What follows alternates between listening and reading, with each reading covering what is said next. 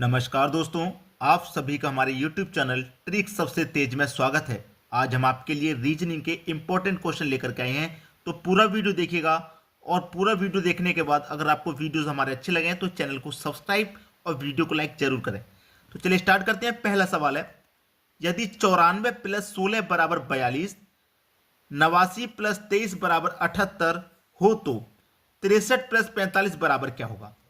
देखिए, ये रीजनिंग में आप अलग अलग मेथड नहीं लगा सकते। जो लॉजिक आपने लगाया है उस लॉजिक से 42 आया है, बिल्कुल सेम वही लॉजिक लगाना है यहां पे और उसी लॉजिक से आंसर आएगा यहां पे। ये बात याद रखना। आप ऐसा नहीं कर सकते कि यहां पे कोई दूसरा लॉजिक लगा दिया, यहां कोई दूसरा और यहां कोई दूसरा, ऐसा नहीं कर सकते आप। तो सबसे पहले आपके पास 94 + 16 = 42। कैसे आया भाई 42? चलिए, मेरे पास 9 और 4 है, इसका आपस में मल्टीप्लाई कर दूं। 1 और 6 है, इसका आपस में मल्टीप्लाई कर दूं। तो 9 का 4 से मल्टीप्लाई कर दूंगा 36 हो जाएगा। 1 का 6 से आपस में मल्टीप्लाई कर दूंगा 6 हो जाएगा। बीच में प्लस का साइन है, प्लस कर दूंगा तो 36 और 6 42 हो जाएगा। बात क्लियर है? सेम लॉजिक इस्तेमाल करना है। 89 + 23 = 78। जो लॉजिक यहां इस्तेमाल किया, इन दोनों का आपस में मल्टीप्लाई करना है, इन दोनों का आपस में मल्टीप्लाई करना है। 8 × 9 = 72, 2 × 3 = 6, बीच में प्लस का साइन है, प्लस कर दो। अब 72 में जोड़ेंगे 6 तो कितना हो जाएगा भाई? 78 हो जाएगा। 78 ही तो दिया गया है। सेम लॉजिक लगेगा यहां पे।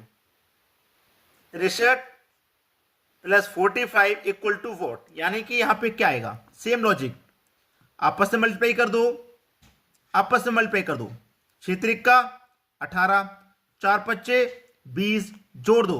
18 में जोड़ दोगे 20 तो कितना हो जाएगा? 38। देखिए किस ऑप्शन में है?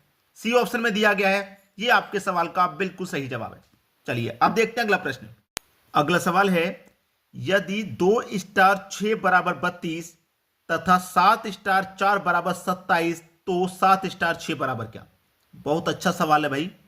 ऐसे सवाल प्रश्न जब एग्जाम में आ जाते हैं तो मैक्सिमम बच्चे छोड़ते हैं, क्योंकि समझ में नहीं आता है। ऊपर से करने को लगेंगे तो बहुत सारा समय खा जाएगा ऐसा सवाल, इसलिए बहुत सारे स्टूडेंट ऐसे सवाल को छोड़ देते हैं। लेकिन हम बताते हैं कैसे करना है। क्वेश्चन है आपके पास 2 * 6 = 32, ये क्वेश्चन है। तो आपको क्या करना है कि जो दूसरी संख्या है ना, इसमें 2 से डिवाइड कर देना है। जब आप इसमें 2 से डिवाइड करेंगे तो कितनी बार जाएगा? 3 बार जाएगा ना, 3 बार ही तो जाएगा। तो इस 3 को आप पहले लिखेंगे, इस 2 को आप बाद में लिखेंगे। कितना हो गया? 32 हो गया, जो कि आपको चाहिए। समझ में आया ना? जो डिवाइड होने के बाद संख्या आएगी उसे आप पहले लिखेंगे, उसे आप पहले लिखेंगे, पहले वाली को बाद में। सेम लॉजिक इस्तेमाल करना। 7 * 4 = 27 है। तो दूसरी संख्या में देखिए 2 से डिवाइड किया था, यहां भी दूसरी संख्या में 2 से डिवाइड करो। 2 से डिवाइड करूंगा 2 बार जाएगा।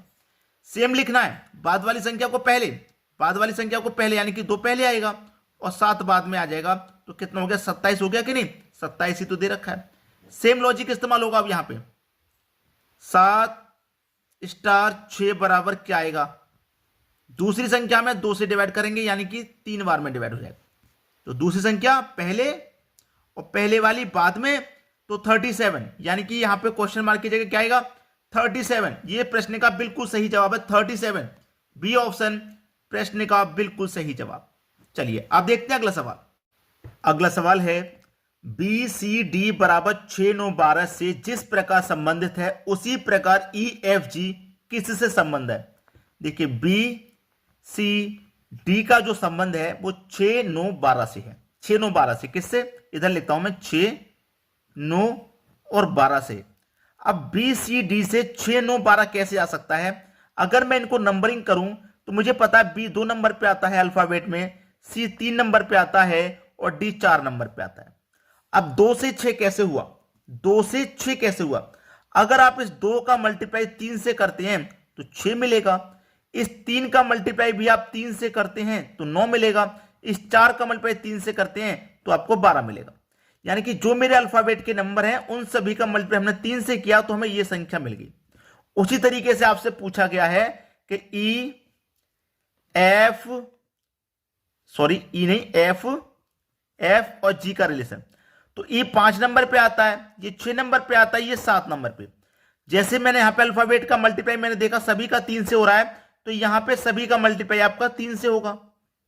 ठीक है, तो 5 त्रिक का 15, 6 त्रिक का 18, 7 त्रिक का 21। 15, 18, 21 किस ऑप्शन में है? 15, 18, 21 पहले ही ऑप्शन में है। यह सवाल का सही जवाब हो गया। चलिए अब देखते हैं अगला सवाल। अगला सवाल है KPLOMNNM क्वेश्चन मार्क, यहां कौन सी संख्या आएगी? देखिए इस तरीके के सवाल को अगर मैं देखूं तो मैं कैसे देख सकता हूं कि मैं ये देखूं कि पहली संख्या से पहली संख्या बनाई जाए, पहली संख्या से पहली संख्या, पहली संख्या से पहली संख्या, तो यहां भी पहली संख्या से मैं पहली संख्या बना लूंगा। क्या के के बाद एल आता है, यानी कि के में एक जोड़ दिया एल आ गया, एल में एक जोड़ेंगे तो एम, एम में एक जोड़ेंगे एन, और एन में भी आप एक जोड़ेंगे तो एन के बाद क्या आता है? ओ आता है। क्लियर है ना? अब दूसरी संख्या का दूसरी से बना लो आप, दूसरी का दूसरे। पी के बाद में ओ दे रखा है, पी के बाद में ओ के बाद एन, एन से पहले एम आता है जबकि यहां पे बाद में दिया गया, तो सीरीज इसका मतलब उल्टी है। एम के बाद में एन, एन के बाद में ओ के बाद में पी आता है, ऐसे तो है एम एन ओ पी, ऐसे तो आता है, यानी कि सीरीज ऐसे चल रही है, ऐसे चल रही है। ठीक है, यानी कि पी से पहले वाला यहां -1 हो रहा है। ठीक है, यहां पे ओ से पहले एन आता है, यहां भी -1 हो रहा है, एन के पहले एम आता है, यहां भी माइनस हो रहा है, तो यहां पे भी आपका क्या होगा? -1। यानी कि एम से पहले कौन सा अल्फाबेट आता है? एल आता है, L M N O P. ठीक है, यानी कि ओ एल जो कि पहले ऑप्शन में है, क्या रिलेशन बनेगा? ओ एल का रिलेशन बनेगा। यह बिल्कुल सही जवाब हो गया। अब देखेंगे अगला प्रश्न। अगला प्रश्न है 63 है, 80 है, 120 और क्वेश्चन मार्क। जिन बच्चों को स्क्वायर और क्यूब अच्छे से याद है उन्होंने इस प्रश्न को पकड़ लिया। कैसे पकड़ लिया? ये क्या है? ये क्या है?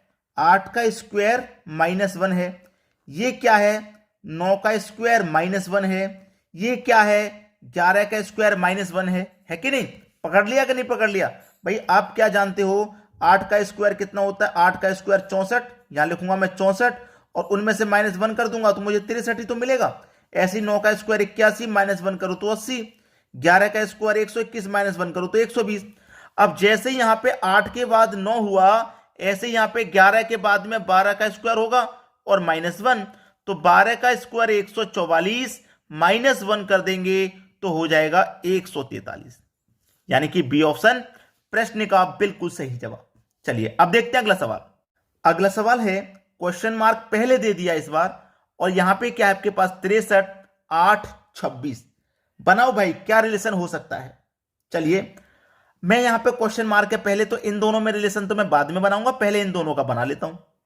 ठीक है, जिससे कि मुझे मालूम हो जाए कि यहां पे भी जो रिलेशन है मुझे पता लग जाए।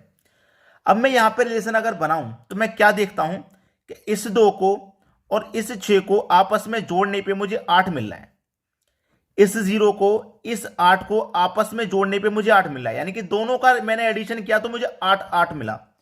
ऐसे यहां पे देखो 6 को और 3 को अगर मैं जोड़ूंगा तो मुझे 9 मिला, तो यहां पे जो संख्या आएगी उसका एडिशन भी मुझे 9 मिलना चाहिए।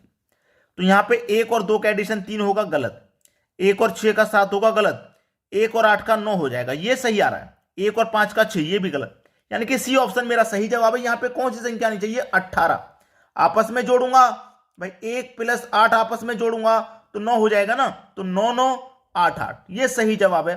तो क्या करना है भैया? आपको वीडियो को शेयर और लाइक करना है, इतना काम करके जाना आपको बस। ठीक है दोस्तों, धन्यवाद।